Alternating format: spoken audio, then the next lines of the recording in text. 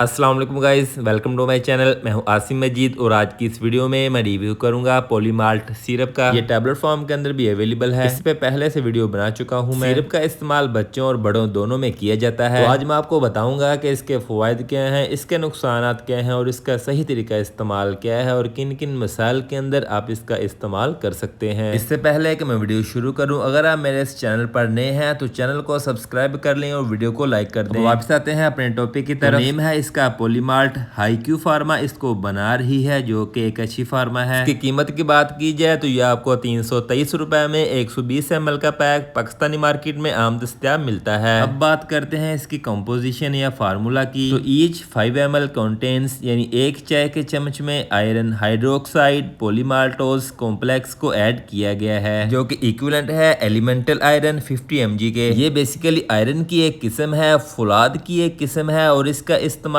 तब करवाया जाता है जब आपका जिस्म खून की कमी का शिकार हो जाए और इसकी वजह आयरन डेफिशिएंसी हो। अब जिन अफराद में इसका इस्तेमाल सबसे ज्यादा होता है, इनमें ऐसे बच्चे जो फुलाद की कमी यानी अनीमिया का शिकार हो। इनमें ये अलामत होती हैं HB लेवल का लो होना, रंगत पीली होना, भूख में कमी, थकावट, सांस का फूलना, हाथ पांव ठंडे रहना। कुछ बच्चे मट्टी खाना शुरू हो जाते हैं। तो इन अलामत को दूर करने के लिए पॉलीमाल्ट सिरप का इस्तेमाल करवाया जाता है। इनमें खून की कमी को दूर करने के लिए। इसके अलावा हामला खवातीन और दूध पिलाने वाली माएँ, क्योंकि इन दिनों में इनको आयरन वगैरह की ज्यादा जरूरत होती है ताकि इनकी सेहत बरकरार रह सके और बच्चा भी सेहतमंद हो। ऐसी खवातीन में खून की कमी को दूर करने के लिए और खून की कमी से बचाव के लिए इसका इस्तेमाल किया जाता है। इसके अलावा किसी फर्द को अगर किसी वजह से आयरन डेफिशिएंसी हो जाए तो उनमें भी इसका इस्तेमाल करवाया जा सकता है। अब बात कर लेते हैं इसके नुकसानात की। तो उसमें जिस्म पे कोई रैश, एलर्जी,